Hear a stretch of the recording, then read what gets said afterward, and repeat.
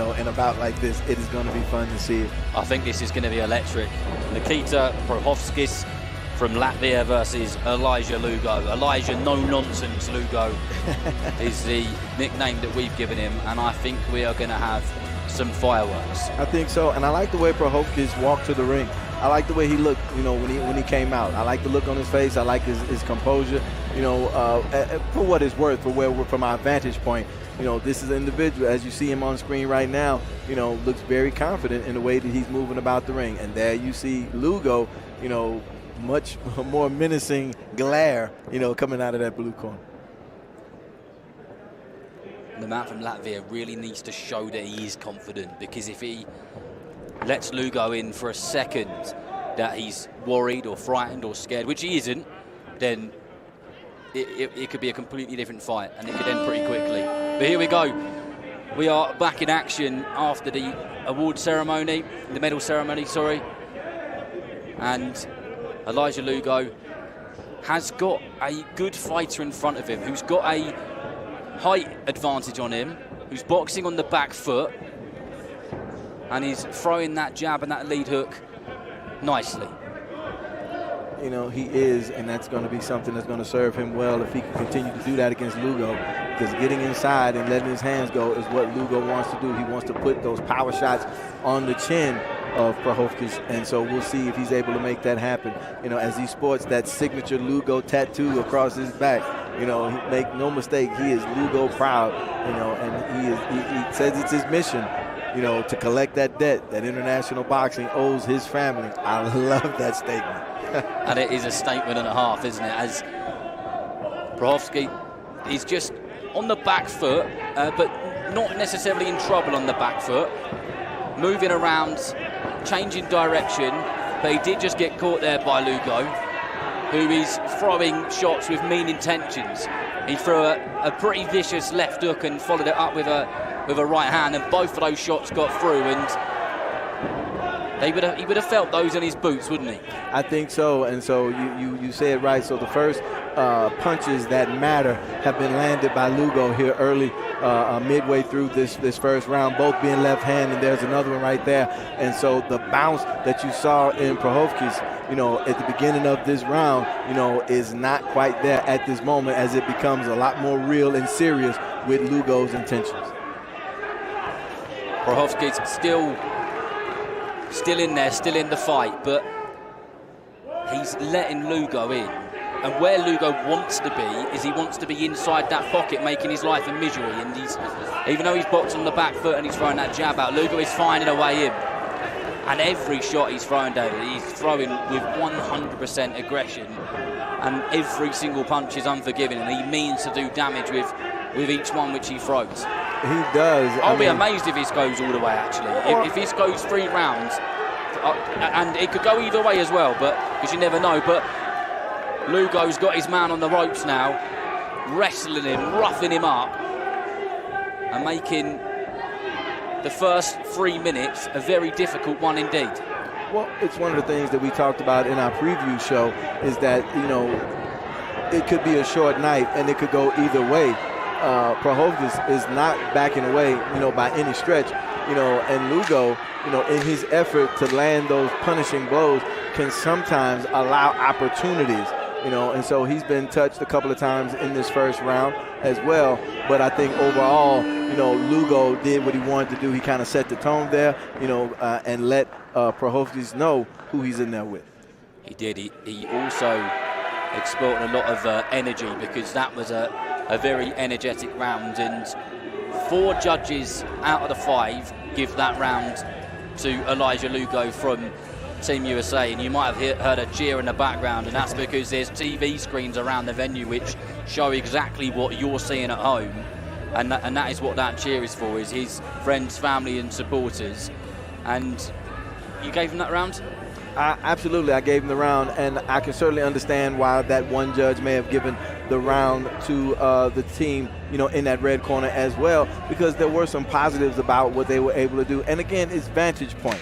So there may have been a judge that, a judge may have, had an angle that had a greater appreciation for what they may have seen. But I think overall, you get what you want out of that first round if you're Elijah Lugo, because you come out ahead after 1. Here we go, round 2, both fighters in the centre of the ring, trying to suss each other out. It's a bit of a battle of the jabs is this fight, as both of them pop them out and have different intentions of what they want to do with them. I can tell you now, every single jab that Elijah Lugo throws, he throws it to try and knock your head off. Where the man from Latvia is doing it from a more of a technical point of view. But Lugo sticks his head down, bites down on his gum shield, and corners his opponent once again. And that is his style, David, isn't it? It absolutely is. And so you talk about, Prohovskis being more of a technical boxer. I think that's the formula when you get in there with Elijah Lugo, because you know what he comes to do. So you're going to have to stick to your fundamentals to make sure that you don't get yourself in a bad spot like he is right now, and possibly, taking punishment that you don't need to, and you see it doesn't take much for Lugo to get you in a bad part of time. It doesn't, and Prohovskis is on the ropes a lot in this round, and only a minute's gone, and he looks like he is starting to get into a bit of a troubling situation. He's still throwing shots back, so that's not going to be enough for the referee to stop it, to call it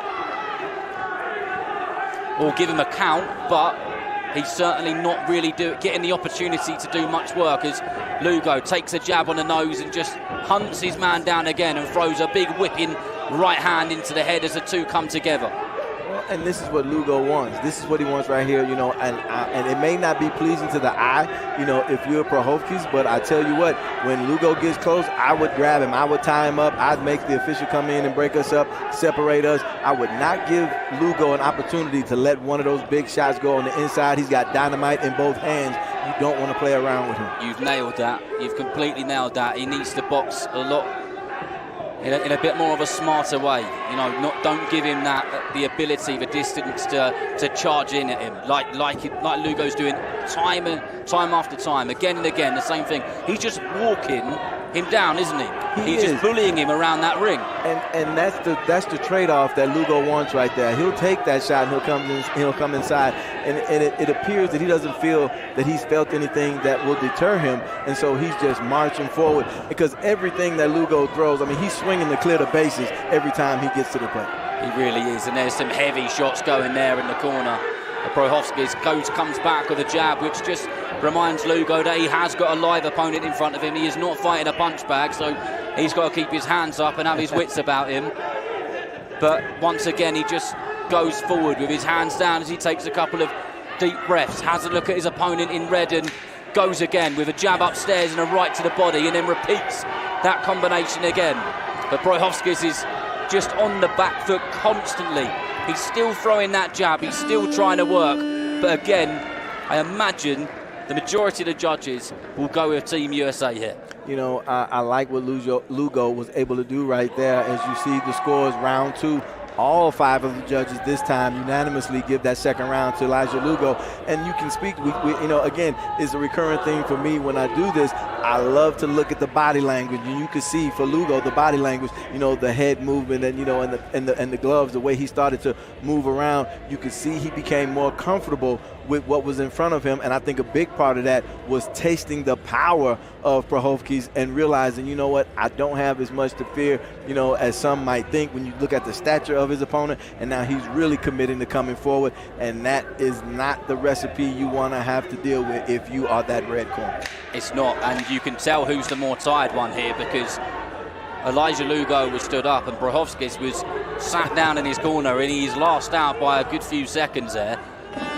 And that will give Lugo the confidence to know that he can close in on his man and potentially get the job done without even need of getting the decision via points, as he just bounces around in the centre of the ring once again. And he's a bit of a throwback fighter, is Elijah Lugo. He looks like he's got a style and he's got something about him which you might have seen like the Cinderella Man, do you know what I mean? He's like that, isn't he? Well, he's a meat and potatoes boxer. That's what we're talking about. Meat and potatoes. I'm having that one as well. And so, there's not good left hook by Lugo there. Sorry, carry on. No, but there's no flash and dash. That the showboating and those things that we talked about. That we may see in other boxers. You're not going to get that out of Elijah Lugo. He comes in with a mission. He's fun to interview and talk to afterwards, and he's a very engaging young man. But in that ring, there are no friends, and he shows you that. the switch goes. There's many fighters like that. The current cruiserweight world champion Chris Billam-Smith, the nicest man in the world until he steps into the ring. And Elijah Lugo, you could tell that switch as he got in that ring. He's got a job to do, and at the moment he's doing it well.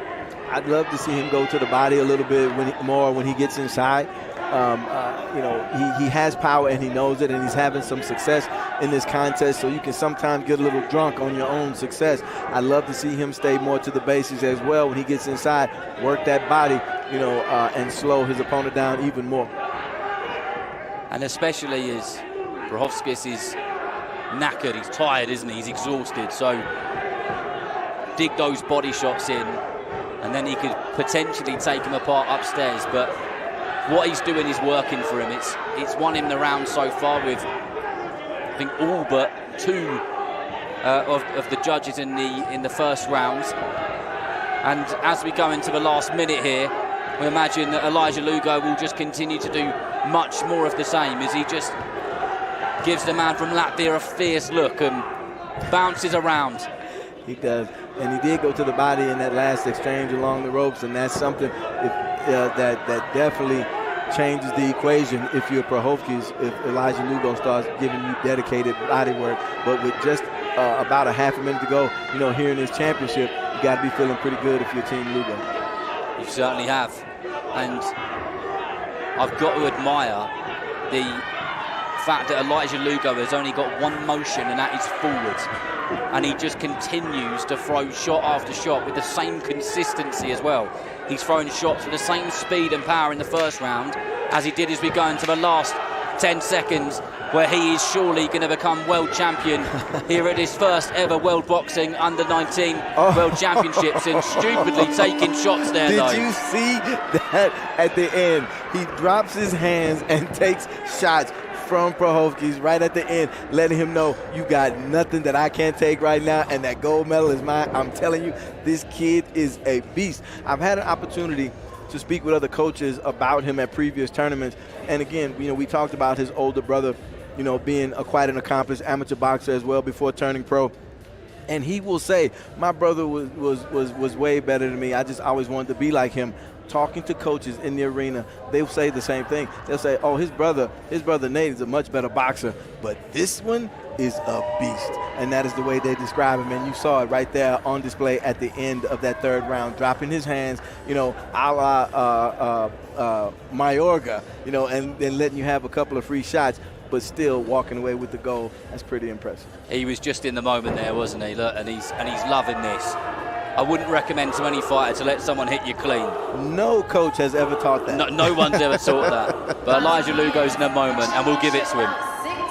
The winner on points by unanimous decision in the blue corner from USA, Elijah Lugo. Well, I've got to say that is the most not significant. That is probably the most comfortable win we've seen so far today, isn't it?